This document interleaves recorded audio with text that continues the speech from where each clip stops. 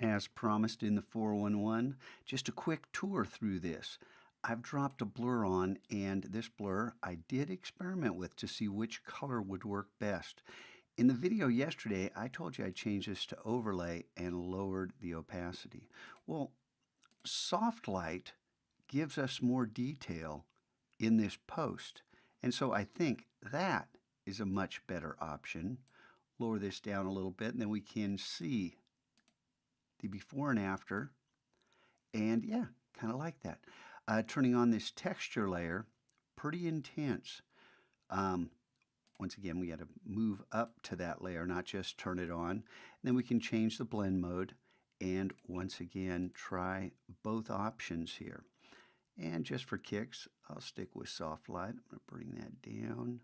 And I don't know if you can see it in this video, but when you experiment, you're going to be able to see that you've got these real interesting textures that are giving this image a little more oomph.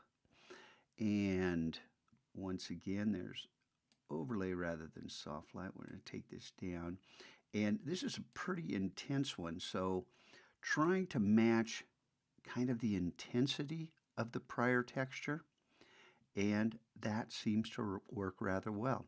Now these were both converted to black and white.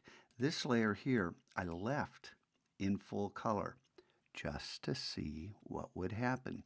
Color seldom, well, doesn't always work when you're using textures. Not seldom, doesn't always. And we'll go ahead, let's change this. There's overlay, soft light, there's overlay. Let's stick with soft light, lower this opacity down, and just notice we've got this crack running across, which looks real funky on this fence post, and we got this crack running across right here. So on the mask, click on the mask, hit the letter B to get the brush, check your opacity. For this, I just want to take it off all the way over here. So actually, instead of the brush, I'm going to use the gradient, and I got black to white. And I just want to draw a little short. If I draw a long one, it's going to apply this gradient and slowly blur that out. But I'd kind of like this. That's actually not too bad. We move this over here.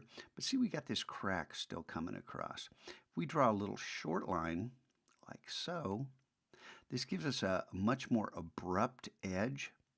But it's still not just a sharp edge, and that kind of looks perfect to me.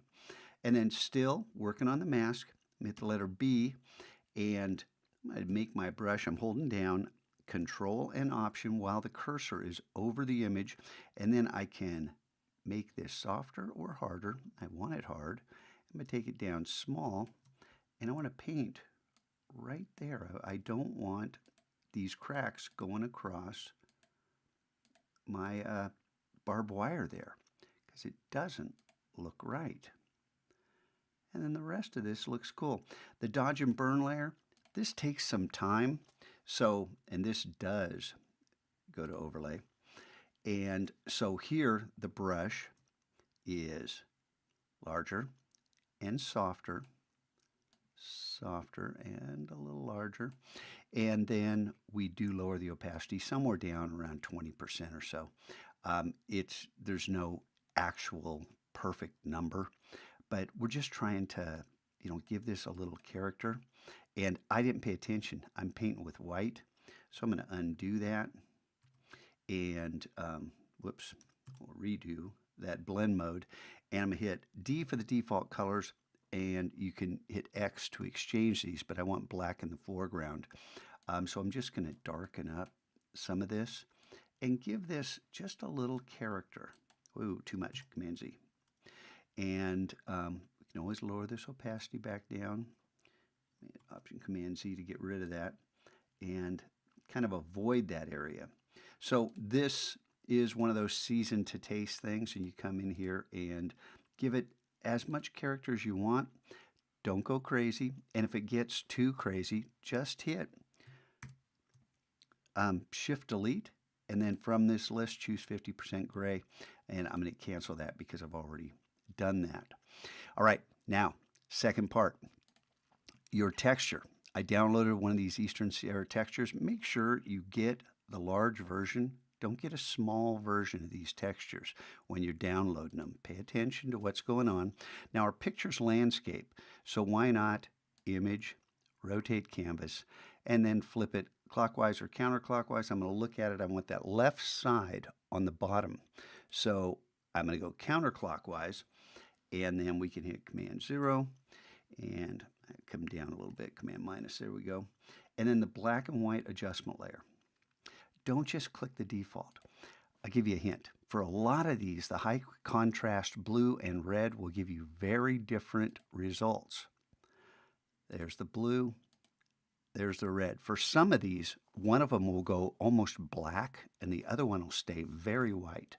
There's a lot of other choices here, and you have the option to start playing with these sliders. But I'm just going to go ahead and take maximum black for now.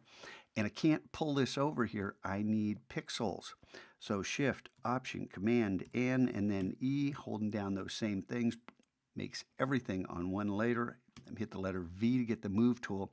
And then just click and drag and hold down the Shift key when I still haven't let go. I drug it up to this tab.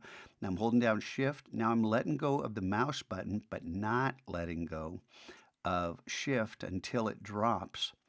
And I'm going to drag this below the dodge and burn layer, change this blend mode, and, work the opacity. And does that work? Do I want to mask out something else? I'm just showing you one more option to drop in things.